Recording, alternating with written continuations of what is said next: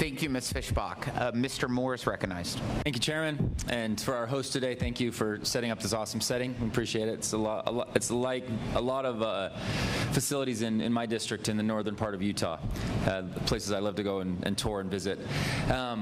So last fall, I wrote an op-ed that was published in a magazine or in a publication. And while I'm sure that all of you have read it and have it posted on your doors from some obscure brand new freshman congressman from Utah, I will just quickly summarize what I try to communicate in it. And I think it's a fundamental problem with Washington is in 2017, you had majorities in the White House, House, and Senate for one party, and in 2021, you had majorities in the same for the other party. And they did big pieces of legislation. And what I tried to communicate in that was there you can actually see just the difference in philosophy. And in 2017, I sort of articulate the Tax Cut and Jobs Act as an effort to sort of empower workers. You reduce taxes, you try to empower workers. And in the American Rescue Plan, what you're doing is trying to empower programs. And here's the point I want to make. Is I've dug in, especially to this committee, and as far as Congress as a whole, there are voices that are there for themselves and they just want to sow discord. As far as our committee, from what I understand, Republican or Democrat, we want a strong economy, and that is an absolute goal. And there's a difference in philosophy about how you go about doing it. I am obviously very supportive of the Tax Cut and Jobs Act. If I was in Congress, I would have voted for it and voted against ARPA. That's obvious. What I wanted to highlight was something, Ms. Winston, you actually brought it up, and then I'm going to ask you, Ms. Couch, a question. It's not easy to do big pieces of legislation, and we have an opportunity right now to identify from research and from data, well, what was good? What's good? Well, what's happened that's been good? And I would say things like the R&D amortization. We need to recognize that historically it's been good, and we had to do that in order to pass that bill. There's a lot of amazing things that happen. Growth of the economy, our revenues have never been higher, and we need to work together to be able to get that done for the American people, because it impacts every industry that you could possibly imagine, save a few, right? But it is a huge impact, along with some of those other provisions. I love being from Utah for something you said, Ms. Winton.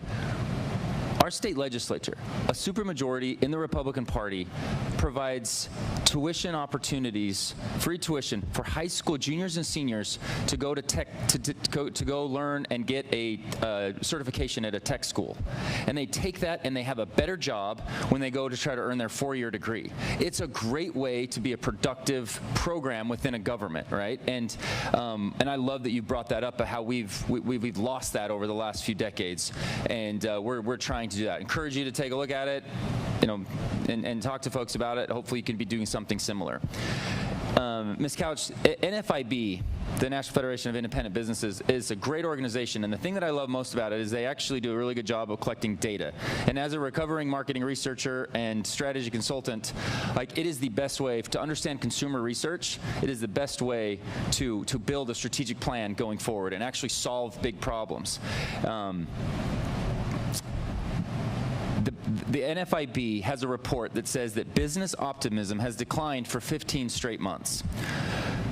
I would love your opinion on what steps we can do and what we can take to boost confidence of small business in communities and help them feel more excited and positive about future prospects. Because consumer attitude indexes, we go off of those. Those dictate a lot of things within our economy. Could you just share what do you need to feel better about the potential over the next few decades? To start, it would be great to extend the Tax Cuts and Jobs Act. I did not plan that. I was not set up for that.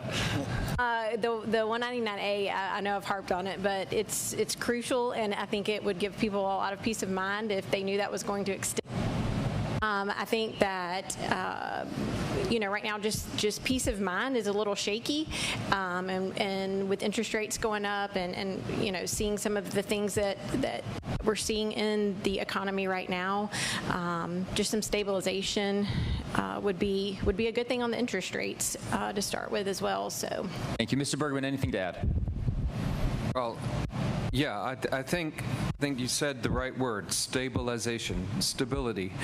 All Americans have seen ideology in Congress shift from one side to the other. But if you're in business, and you're trying to make plans. Some plans horizons go longer than a term limit. And if you want to start a greenfield factory that might take 10 years to realize that technology, you're handicapped by not knowing what is going to be the ideology in Washington in year 7. And so what do you do to mitigate the risk? You scale it down. And I would just say, as an overall goal, stability would be nice. Love it. Thank you. You emphasized my point. CEOs think in terms of 10, 15 years, and unfortunately, politicians think in terms of 2 sometimes. And we need to fix that. We need to recognize that better. Thank you. Thank you, Mr.